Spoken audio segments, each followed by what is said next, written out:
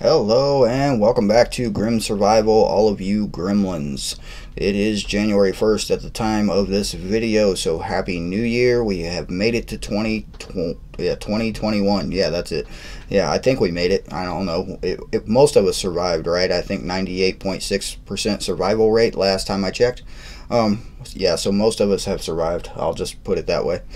Alright, this video is Bugout 101. I have spent the last, I don't know how many hours typing out a guide, per se. Not really a guide, but recommendations that I have. Now, I typed it all out so that I could keep track of it, so this could be one of my longer videos. So welcome everyone from the premiere crowd if you managed to wake up this early.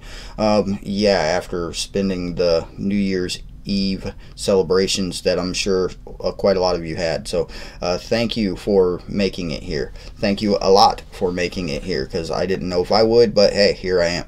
Alright, so I'm going to do the magic camera trick and shrink myself. There we go. Get me out of the way. I'll just leave me up there in the corner. And I'm going to go over this with you. And I'm going to basically I'm going to read through it. So like I said, this could be a longer video. It could be. This document will be available for download in the description. I'm also posting it to the Discord server right after this stream. So yeah, stay tuned. Right. Wish me luck reading it all, because I typed it all out. That doesn't mean I'm going to be able to read it very well. Alright, Bugging Out 101, Grid Down City Escape. So the top, I mean, this could work for rural areas. It could be the same for rural areas, but I'm trying to focus on more city and urban type scenarios with this. Now, grid down could mean multiple things. Grid down could be an EMP. It could just be power outages. It could be lots of different things. So I'm going to go over just basics. This is just the basics, and I will be making more of these videos, and I will be posting probably a playlist as I go. So alright, here we go. Using a vehicle, number 1, section 1. Anyway, using a vehicle. Yeah, a lot of people have plans to bug out in their vehicle, so let's just go over my recommendations for if you are planning to bug out in a vehicle. A, fuel. In a grid down situation, it is unlikely you will be able to refuel. Having extra fuel stored in a container is going to be key for a long trip. It has roughly a 6-month shelf life, roughly, and I need to edit that because it doesn't say it right. Plan accordingly. Try to keep enough fuel in your extra tanks to refill your vehicle at least one time. It's highly recommended that you keep your fuel tanks, gas tanks full at all times. Highly recommended. Yeah, so that's the basics of fuel. Remember, in a grid down situation, I should probably add this, that you will not be able to refuel. Most gas stations will be shut down. Those pumps work on electricity. If the grid is down, if there's no electricity, those pumps won't work. You will not be able to pump gas. Alright, B, knowing the path, or paths as I wrote. The path out of your area is a vital part of your escape. Cities are densely populated, and the main route out may be blocked. You should know various paths out. It is always going to be better to take the back roads and side streets. Interstates can very easily become blocked. Yeah, I'll learn to talk one day. Interstates can very easily become blocked and have limited exits to get off. This is the same for major roads such as state highways. Having paper maps will be necessary if you end up having to turn down a road you're unfamiliar with. Memorize as many paths out of your area as you possibly can. Side streets, remember that. And there's various things that can block the main route out. Local authorities, debris, just traffic in general could just very well block the path out. So keep that in mind if you plan on bugging out in a vehicle. You definitely want to know alternate routes. Do not rely on GPS situations in a grid, or GPS, anything. Any GPS in a grid down situation, your phone may not work, your GPS may not work. You need paper maps. Alright, the goal. And these are not in any particular order. This is just how I wrote it out, so keep that in mind. The goal of any bug out plan is to get yourself and your family to a safe location. It is important to remember when driving out of a city, do not stop. You may be faced with people attempting to get in your vehicle, even your neighbors. Yeah, it's happened. Also, you may have to make a fast choice. If a group of protesters or even a neighbor is blocking the path out and you cannot turn around, what are you going to do? It's something to think about and try to answer before it comes down to the last moment. Every second counts in an escape. Every second counts. Now keep in mind that not everybody's your friend. Even people you are familiar with and people you know can become very different people in a very desperate situation. Your neighbor, for instance, may try to stand in front of your car and demand that he let you in and take you with him. We see this in movies all the time, but things like this do actually happen. It does actually happen. Are you prepared to drive over people is the biggest question there to ask yourself. Are you prepared? And if you are not willing to do that, what is your alternate plan to be able to get out? If you start taking every person blocking your path into your vehicle is going to be very full very quickly. And the more people you have in there, the more people are going to be relying on the supplies that you have. Not only will they be doing that, they will also be costing you more fuel, because the heavier your vehicle is, the more fuel it's going to use. So you have to keep these things in mind. So moving on to D, having extra gear. And here, I'll make sure that's on the screen properly because I'm not sure if I was doing that. Yeah, okay, D.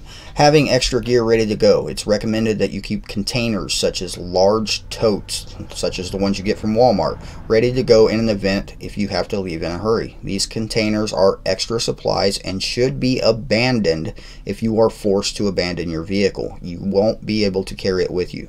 Recommended supplies are food, water, and medical gear. The container should be easy to grab and go in the event of an emergency. It shouldn't be too heavy, and you should be able to pack it as full as possible. In addition to recommendations of food, water, and medical, those are primary, but I would also add to that hygiene and possibly extra blankets if you're in a cold type area. But these are also things that you should keep in your vehicle anyway, especially the blankets. Alright, moving on. F, the choice.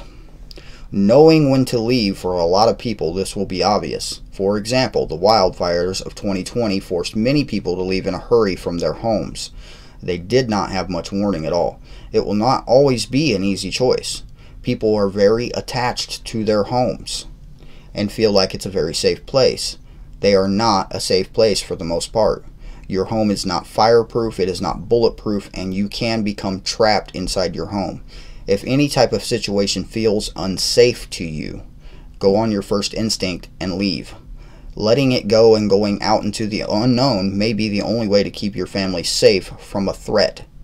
Bugging out can also be equally as dangerous. This is a choice you have to make for yourself, but don't wait until the last moment to make this choice. These are choices you should make now. You should make prior to anything happening.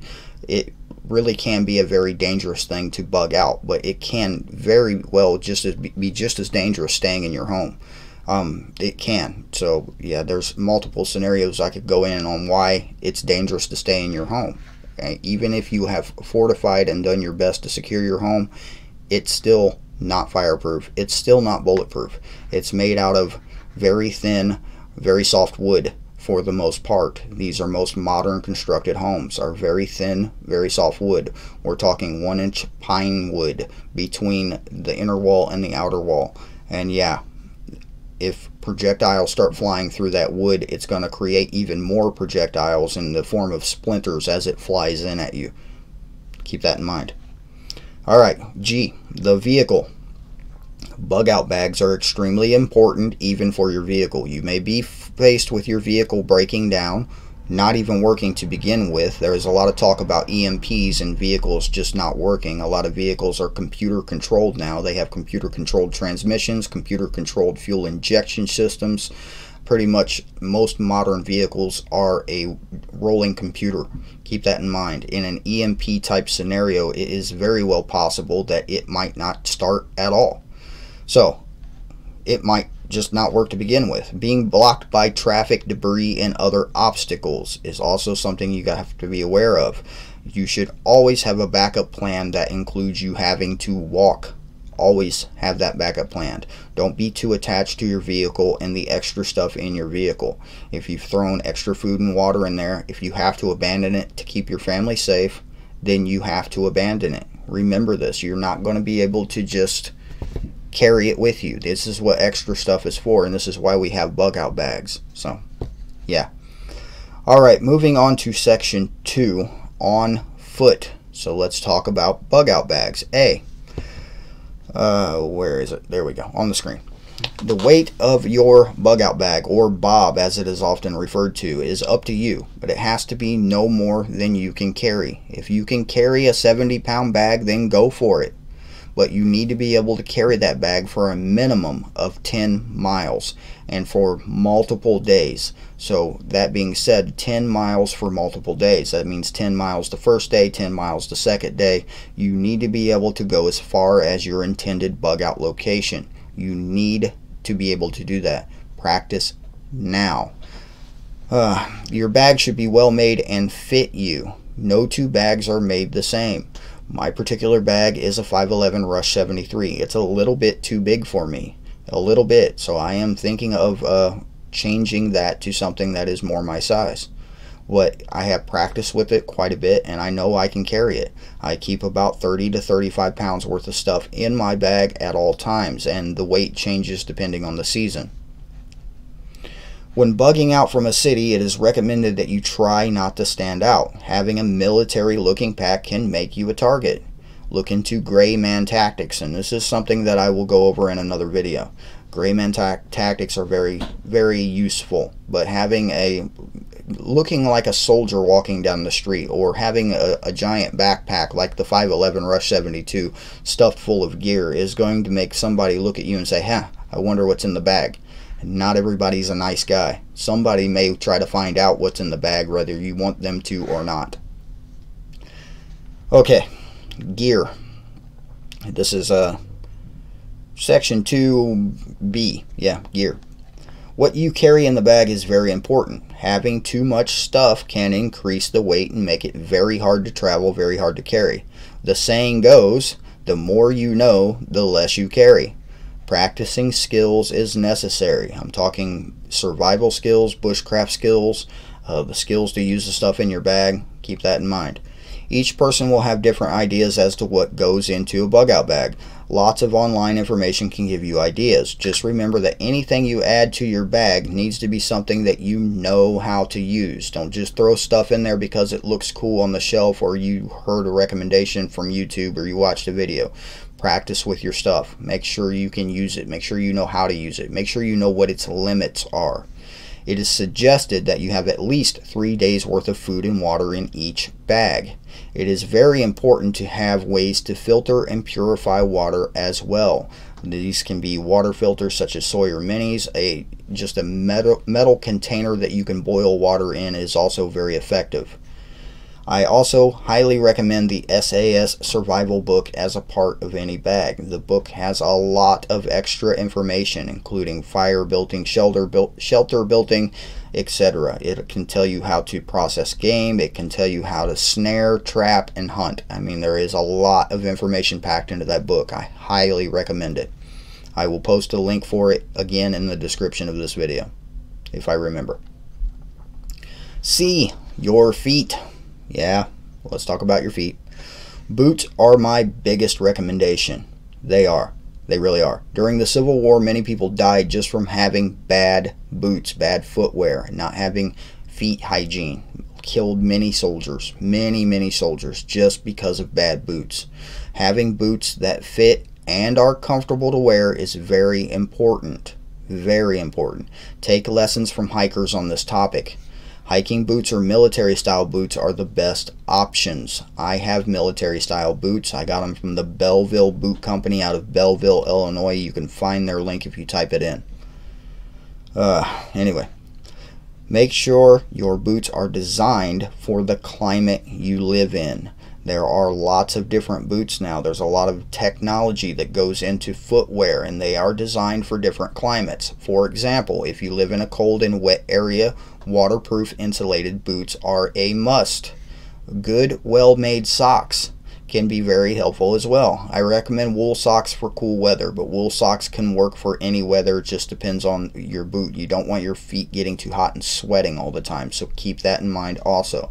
Keeping your feet dry can prevent trench foot, and this is a real condition. Google it.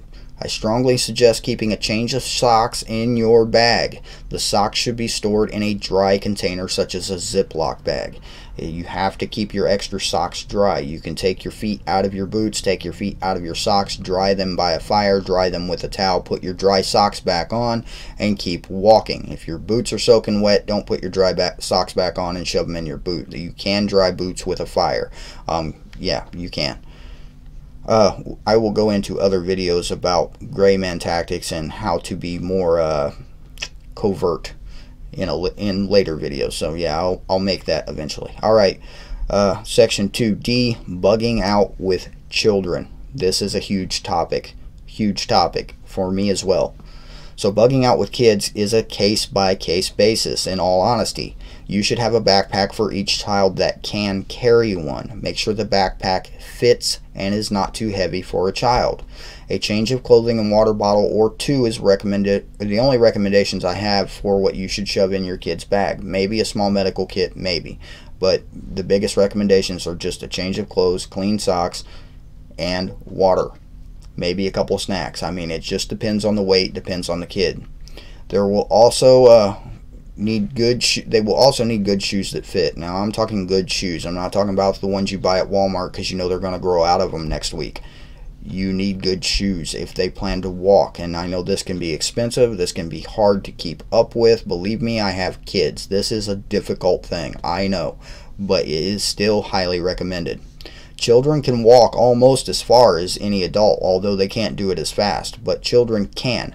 Kids that sit on the couch all day staring at a phone will not be able to walk far, so you got to be used to it. You got to make sure your kids are used to walking. Get them on the treadmill, take them for walks, put their bags on them, take them for walks around the block, take them for walks down the road, you know, go to the park, whatever it takes to keep them in decent shape so they can walk. If they can't walk very far, you're going to have to carry them, and you can't carry, you know, a bug out bag and a kid that weighs 50 pounds at the same time and hope to escape. You can't. It's not going to happen. Okay, so it's just not going to happen. If your kid has a bicycle, make use of it. Have them bring it, have them ride it. If you have a bicycle, bring yours also. If you have children that are not old enough to walk very far, or very small children such as a 2-year-old like I have, you will have to make plans to pull a cart or a wagon or push a stroller. Yeah, you will. This can be very dangerous, so be prepared to grab and go. Grab your kid out of the said whatever it is and run. Be prepared to do this.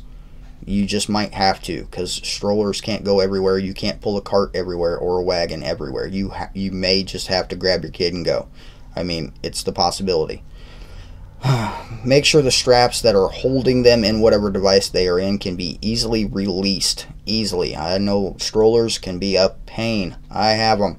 Believe me. I'm like, how do you get this thing? And you're doing this, and then you got to do this thing, and then you just like pull out your knife and cut the strap, right? Yeah, that might be your best option. Pull out your knife and cut the strap. So it is my opinion that you should not hide the fact that you are in a dangerous situation from kids. Obviously, this is going to be a kid-by-kid basis. I'm not talking about telling your 2-year-old you're all going to die. I'm not talking about telling any kid you're all going to die. I'm just saying that, hey, this is a dangerous situation. Keep an eye out. They can be an extra set of eyes if they are aware of dangers. They can be.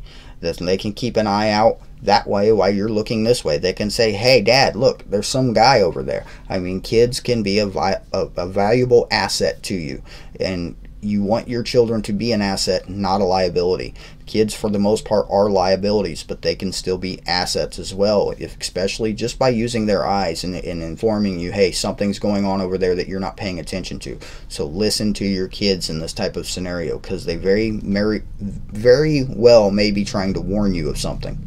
Keep that in mind. All right, going into F and the last section.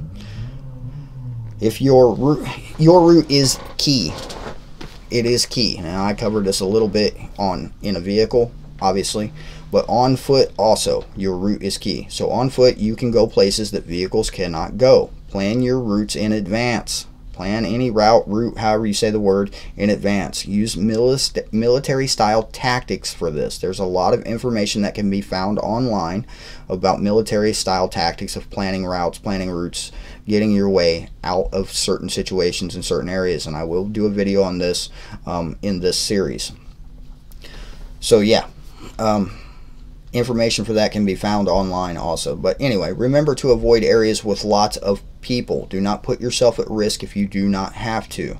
It is always best to turn back and find another way rather than walking through a crowd of people. Situational awareness is going to be very necessary in any kind of a bug out situation. The saying is, keep your head on a swivel.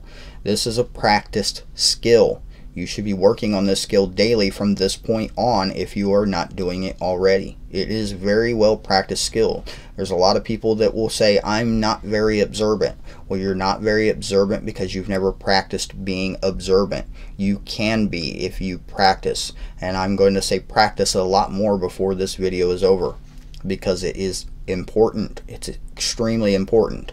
Alright, the last minute notes I made, I probably could have made more into the sections, but I made last minute notes here, so let's just go into those real quickly.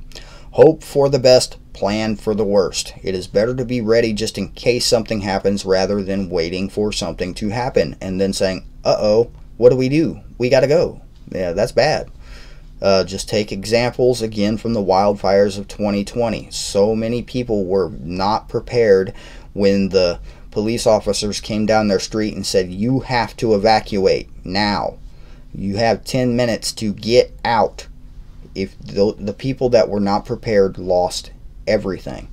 Now you may say that even some of the people that were prepared lost everything, but they didn't. They didn't lose their lives. They had bug out bags. They had gear that kept them going and got them to wherever they had to go. Got them out of the dangerous situation. This is key. Being prepared is why we do the things we do. Being prepared is why I'm making this video. Alright, get a bicycle. I touched on this a little bit, but get a bicycle and learn to attach your bug out bag to your bicycle. It's very possible, very easy to do, especially if your bag has molly straps. You can strap it to the handlebars. You can strap it to the crossbar down the middle. You can strap that bag to your bicycle pretty easily, actually. Make sure it's on there securely and it's not going to be falling left or right, back and forth, or causing you a problem. Yeah, bicycles. Bicycles are a great alternative means of escape. You can go farther, you can go faster, and you can go places that vehicles can't go. Alternatively, if you have enough fuel and you're alone, motorcycles and dirt bikes would also be viable.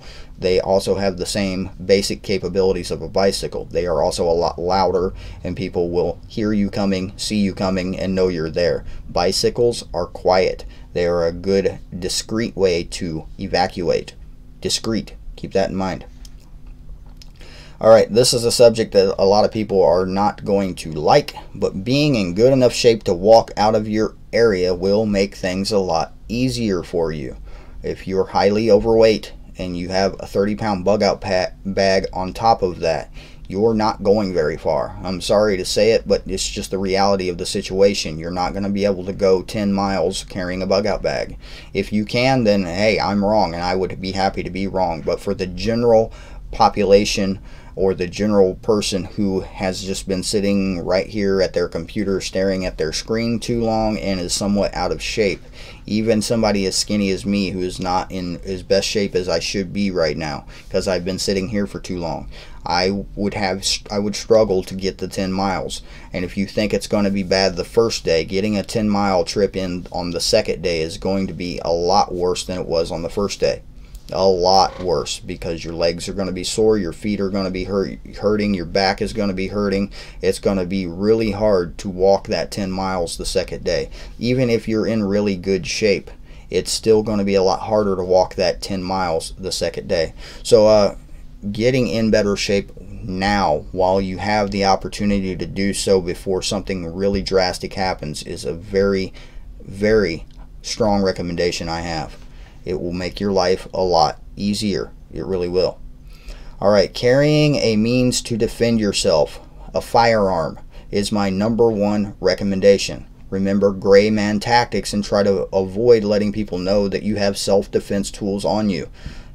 Taking self-defense classes is also recommended. You know, any type of martial arts can be beneficial to you. Any type of self-defense class can be beneficial to you.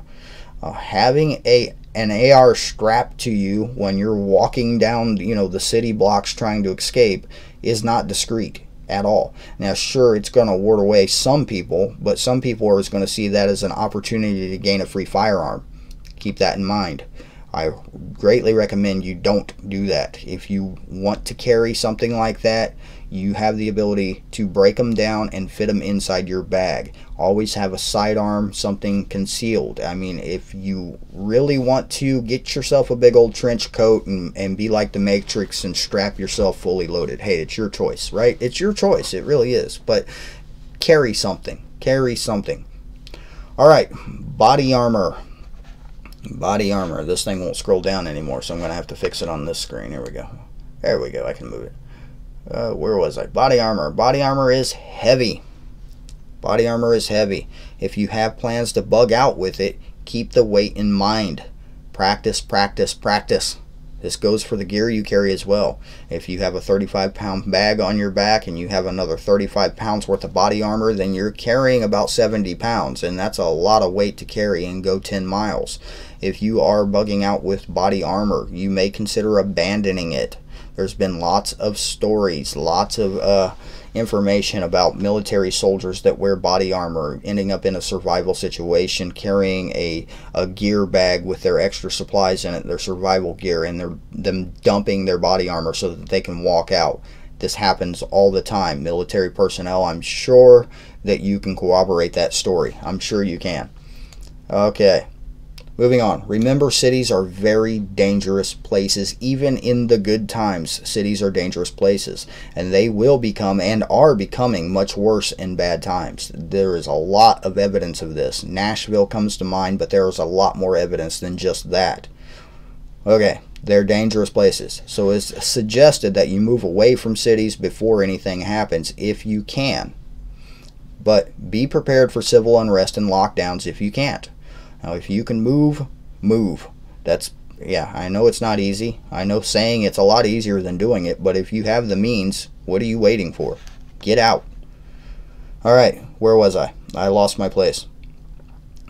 All right, so being prepared for civil unrest and lockdowns. Yeah, local authorities may try to block all the exits out of a city, especially if you're in a lockdown situation. So knowing alternate paths through people's backyards, parks, wooded areas is highly recommended. It can also be dangerous. Parks can be a dangerous place, especially if you cannot see very far down the path. If you're trying to do this at night, you're using lights, you're just, you know, making yourself a target.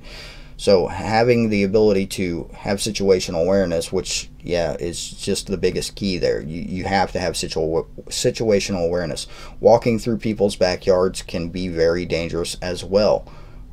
Just, again, have situational awareness. If you see somebody standing on a back porch looking out a back window, I wouldn't recommend going through their yard. But if it looks safe, then do what you have to do. Do what you have to do. We're talking about survival scenarios, bug out situations here, so you have to do whatever it takes to survive. And if this means trespassing, then it means trespassing. I don't recommend doing it unless you're in such a situation.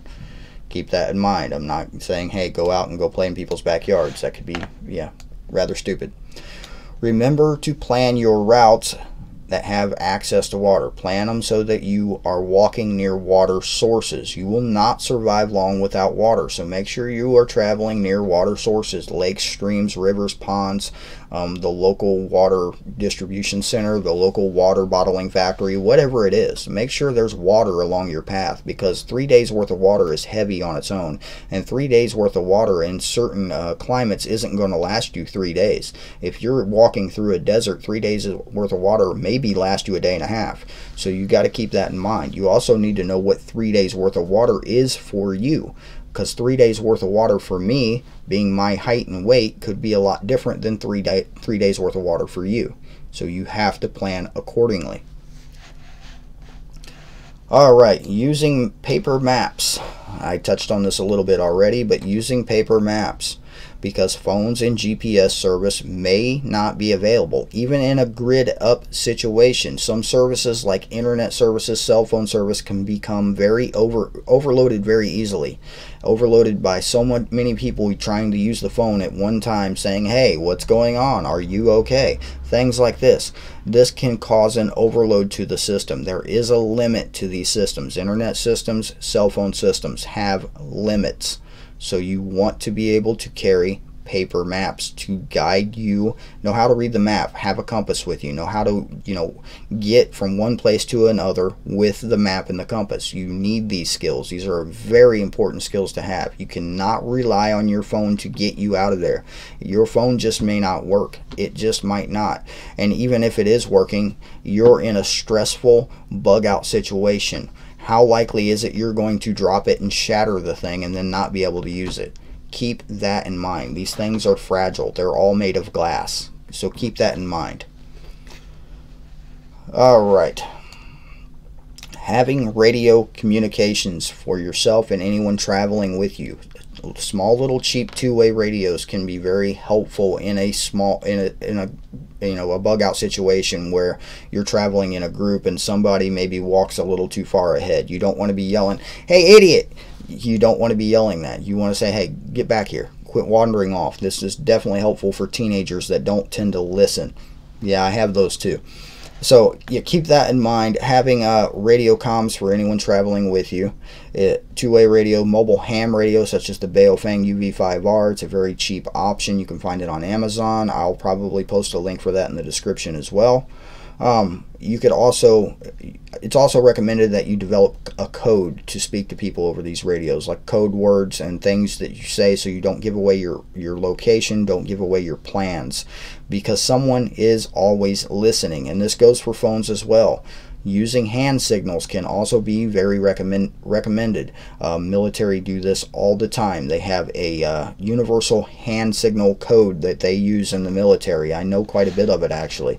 I mean, yeah, they use these, and that's for various reasons. Not only is it really hard to yell across a battlefield where there's explosions all around you, but also sometimes you need to be very discreet and very quiet, and even calling somebody on a radio could give away your position. So hand signals can be very useful in that type of situation.